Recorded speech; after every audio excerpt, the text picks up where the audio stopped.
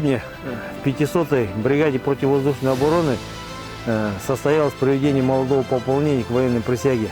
Всего приведено более 100 солдат срочной службы в присутствии их родителей, отцов и матерей. Также присутствовали ветераны части и ветераны вооруженных сил. Присутствовал Халық Кахарманы, подполковник запаса Жумадилов Азамат. Хочу выразить прежде всего благодарность родителям за то, что доверили нам своих сыновей, чтобы они стали истинными защитниками Родины, выполнили свой положенный воинский долг.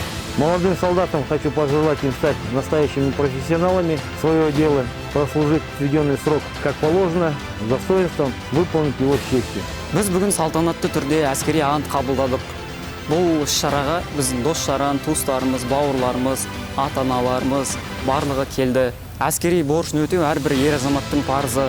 Мен бауырларымды, достарымды әскери борышын өтеуге шақырамын.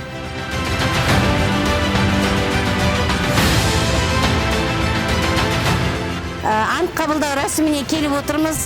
Осындай сарбаздың қатарына қосылып, Қазақстанна адал қызмет етеді деп сенеміз және сенім білдіремін. Ұлыма барлық сарбаздарды құттықтаймыз.